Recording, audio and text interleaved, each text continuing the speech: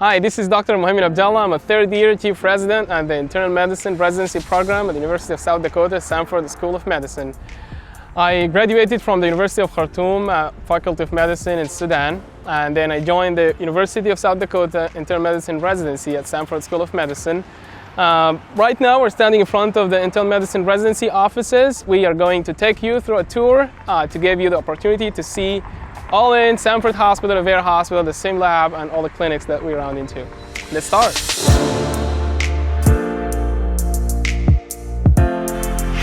Here we are in the main lobby of the Stanford Hospital. It's one of the two hospitals that we do our inpatient rotation in. Also, we do a lot of inpatient electives and subspecialties, including neurology, cardiology, endocrinology, as you can see, and ICU, of course. And here we also have the Heart Hospital, where the fellowship program is, and also we have a physician lounge, resident lounge over here that we're going to take a look at soon, and then going to cross the street to the imagenetic building. And we are in the resident lounge right now, as you can see, the morning report, where we discuss cases and talk about interesting cases. We sometimes pop up journal clubs and talk about research articles, and a lot of times we also bring up algorithms and how to manage common things in the hospital. It's led by the attending. Usually they attend the morning report, and it's usually presented by residents. Students and preliminary residents also attend that. As you can see, the pharmacy team is also here, the resident, the pharmacy student, the pharmacy supervisor, and this is a good learning opportunity for all of us. And after this, we start rounds, table rounds, and then we go and see patients on the floor at bedside. And in the residence lounge here, we also connect each other. We know each other really well, and we spend a lot of time here talking to each other and just putting orders, writing notes, talking to the other members of the team, and we have food here too sometimes, and it's a nice place to spend time into. And directly upstairs, the physician lounge, so let's go there. All right, here physician lounge, let's go and take a peek. And here we are in the Stanford physician lounge, where we have a nice perk that we enjoy free food here all the time, and here you also get to enjoy to rest, have some free time to chat with your friends, and have a lot of stuff to do here. Let's check out more.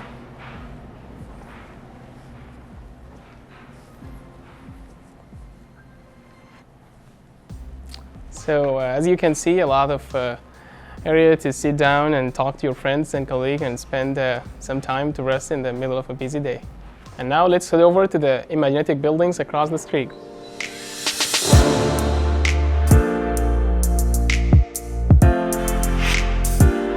We are in this fancy building, the Stanford IMI Clinic complex.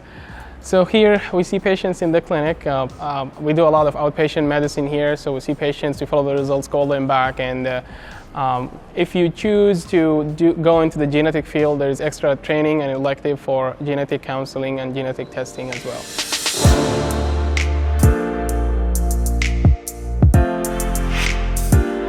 Right now in the Perry Center, we'll practice a lot of simulation. As you can see right now, in the middle of the mega code or a code simulation, where they practice how to run a code as a team leader or a team member.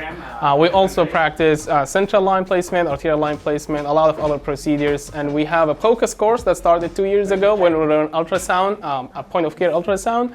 We're going to take a look at that here. And here we are, one of the POCUS sessions. We have a supervision through the observation area. I'm not sure if you can see that. We practice bedside ultrasound here. We got lectures and hand-on training, whether how to do that.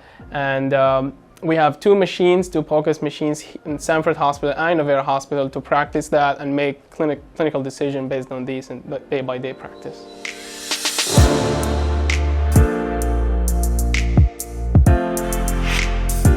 All right, I'm from Stanford Hospital. We go to the other biggest hospital in the state, Revere Hospital here, where we spend half of our rotations, and it's a big tertiary hospital. It covers a lot of uninsured people, so you get a chance to see fresh pathologies and diagnose them. It's kind of interesting to see those.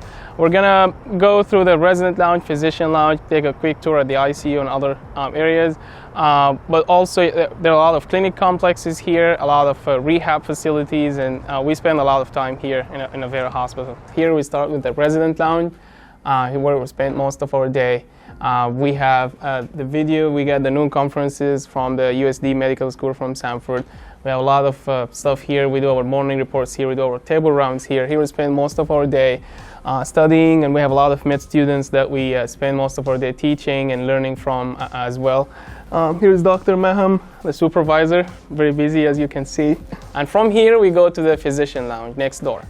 And as we saw in Stanford Hospital Physician Lounge, we also have access to the Physician Lounge here at the Vera Hospital, where you can enjoy breakfast, dinner, lunch all time long. And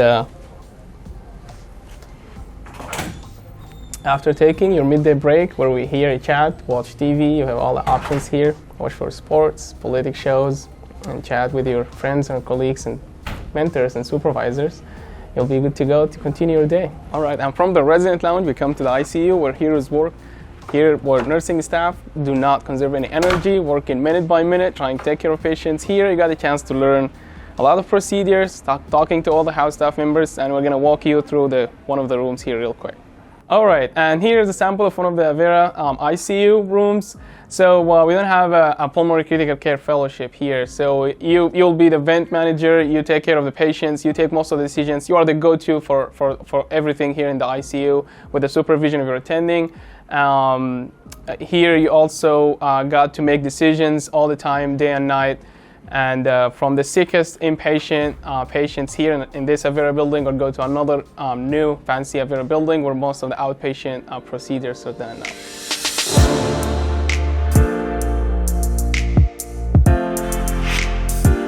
Across town, now we are in the other Avera building where we have internal medicine clinic, rheumatology clinic, gastroenterology clinics, and many others.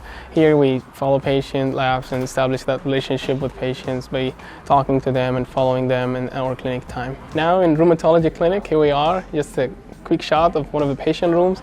Looks like Dr. Fanshulu and one of his partners discussing a case.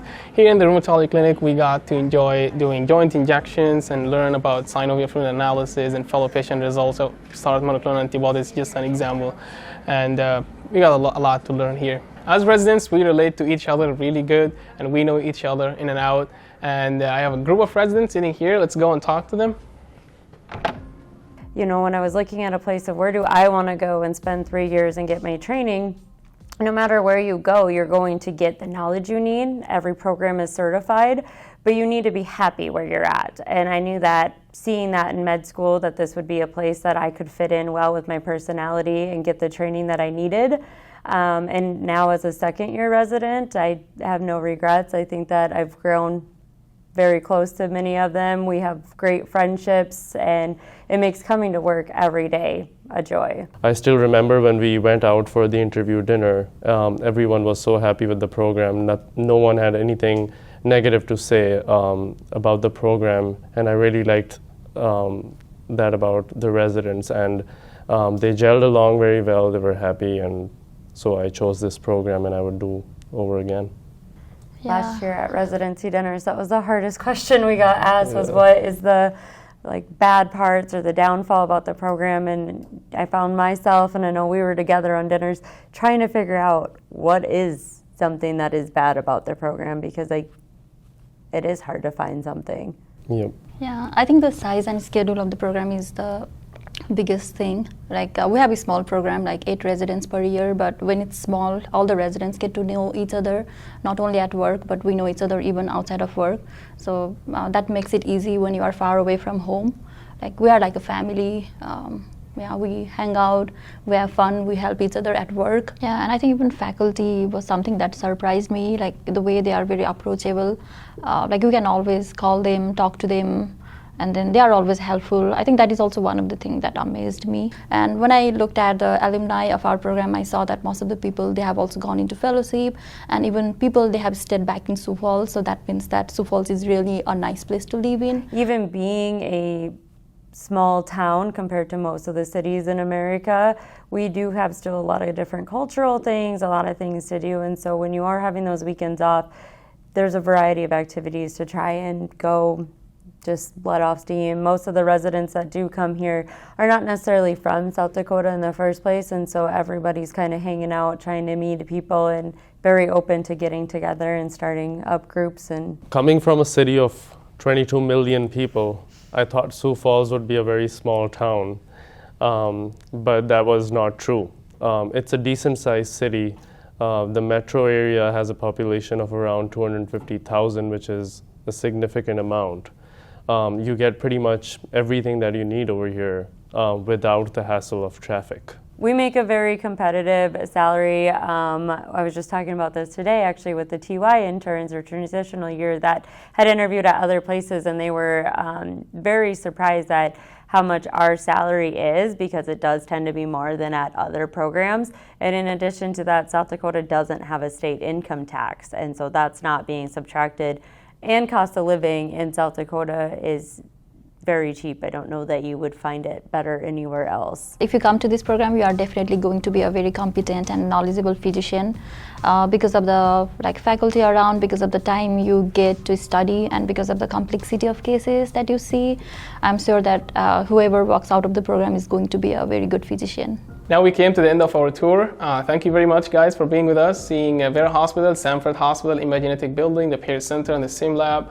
We definitely look forward to seeing you, and I'm definitely glad to make the decision to come here. Bye.